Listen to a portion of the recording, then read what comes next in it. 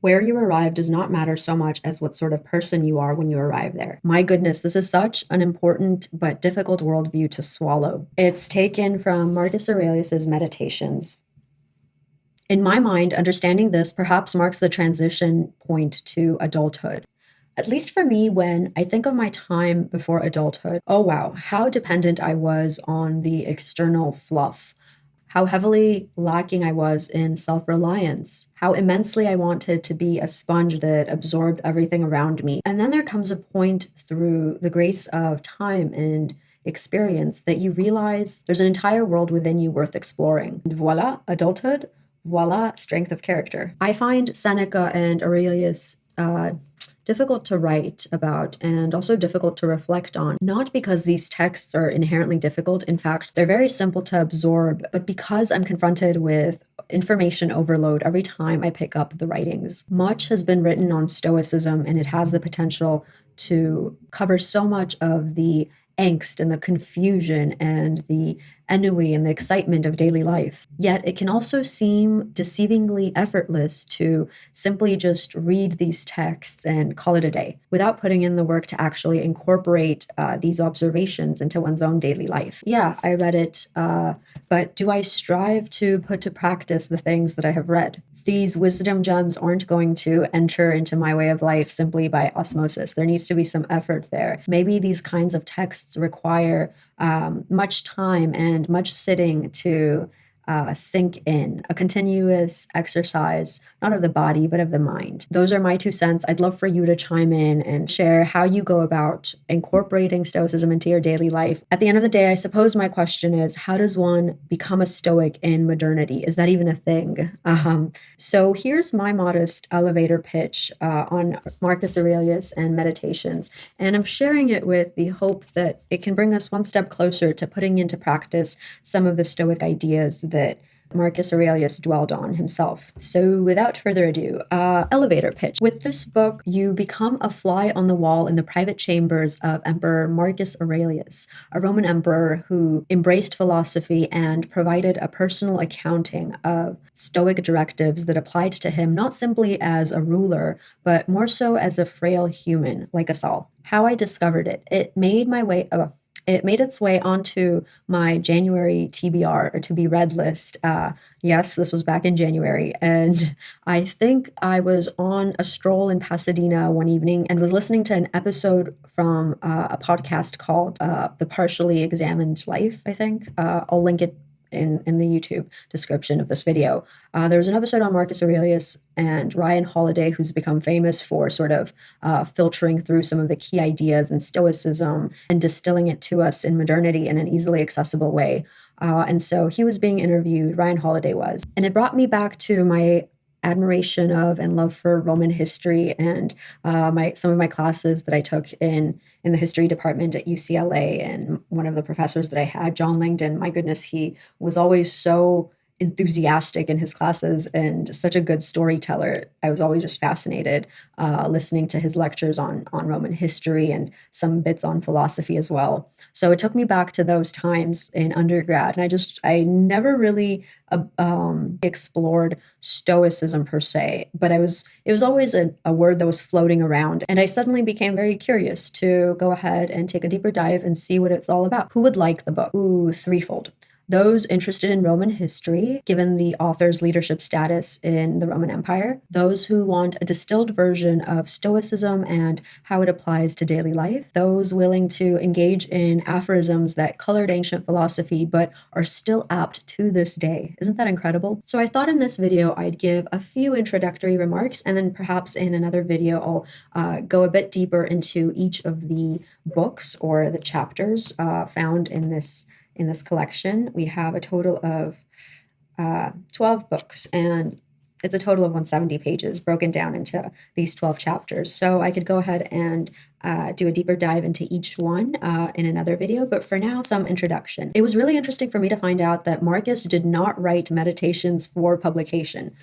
it may not even have had a title. So, in that regard, it's best to view this work as the working notes of a practicing philosopher who wanted not to reflect and meditate on life, but rather to sharpen philosophical directives for himself. So, through that lens, it could be seen as a very private journal of a very high ranking official in ancient history. Marcus was heavily influenced by Stoicism, but he does not shy away from incorporating other philosophies, even opposing viewpoints, because the aim here is a noble pursuit of discovering truth wherever he may find it. And throughout the book, he truly does emphasize this point that you need not have everyone in agreement with you in order to think that your opinion is worthwhile.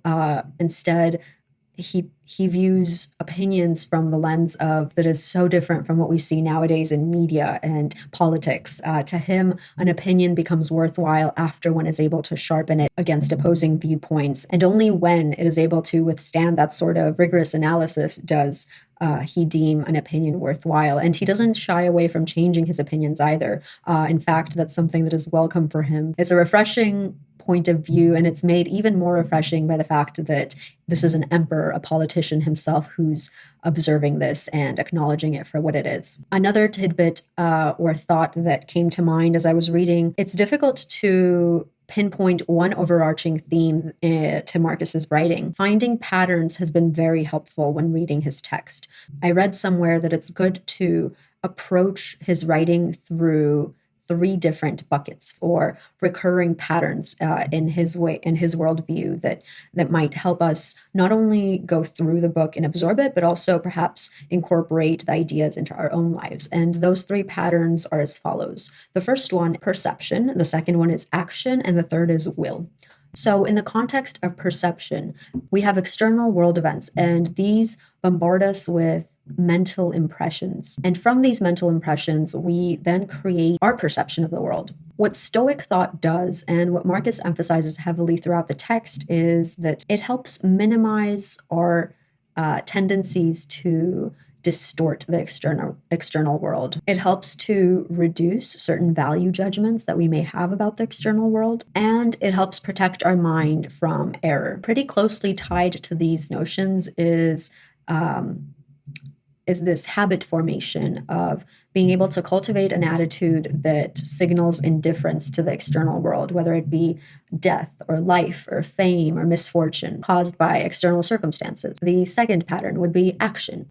With that, it's pretty generally that we as social creatures must interact with the outside world and act as citizens of the world. There is a heavy emphasis on one's public life. And when we talk about public life, we don't necessarily mean your role or status as someone in the public limelight or a public figure. It instead almost goes back to the Greek way of thinking, where we have the private sphere or home sphere, but closely tied to that again is this idea of also inhabiting a public sphere in which we interact with others, interact with the city. The third pattern is the idea of the will. Through that, we come to understand that we have control only over our own actions. And so it follows that the actions of others or even nature itself, those types of things harm us only to the extent that we choose to view them as harmful. So hopefully that gives a bit of context when approaching Stoicism and Marcus Aurelius's writing. I will go ahead and also attach a link to the podcast episode that I referenced earlier. It was a wonderful, wonderful episode that highlighted so many interesting points for me on which I've taken notes. And some of my notes include the following. As you could probably tell from the three patterns that were mentioned above, Stoicism is a very logos-driven philosophy.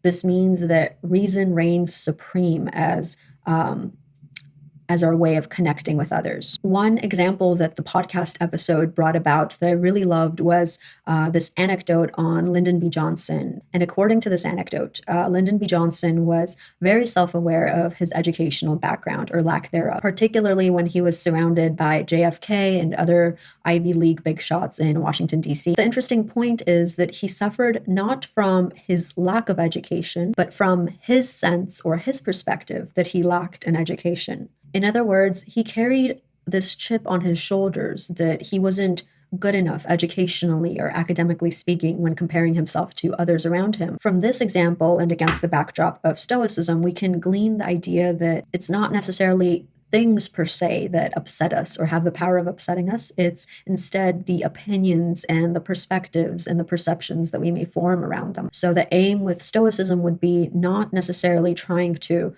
rationalize the pain away, but instead to rationally find a way to forego adding additional emotional pain to a circumstance that already exists. Basically, it boils down to life is hard, do not add to it. Another point that the podcast episode brought up was this idea that Stoicism is very much tied to Aristotelian virtue ethics. And so, for better or worse, our happiness is a function of us being able to cultivate certain virtues. Another observation from the podcast, and one that has also been noted elsewhere by scholars, is that people might have the misconception initially that Stoicism is a negative philosophy, or that it's one that's morbid and absent of any emotion, and that Marcus Aurelius perhaps is very depressing. And at times, I mean, I will admit there are passages that seem a little bit on the morbid side, but it's interesting in the sense that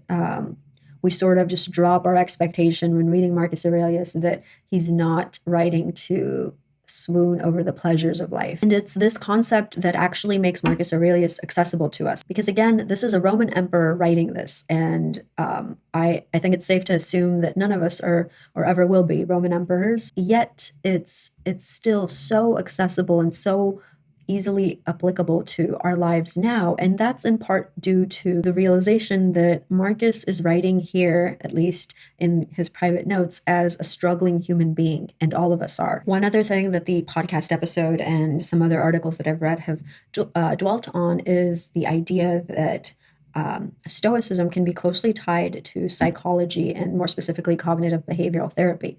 Stoicism almost prepares us to mourn. The good news is that, again, it's not morbid. Having integrated the concept of being able to confront oneself with loss, which is inevitable in life, we are prepared to gain a sense of maturity about the situations that unfold in our lives. And that's the neat thing about this type of philosophy. It's very action-driven. It's very practice-driven.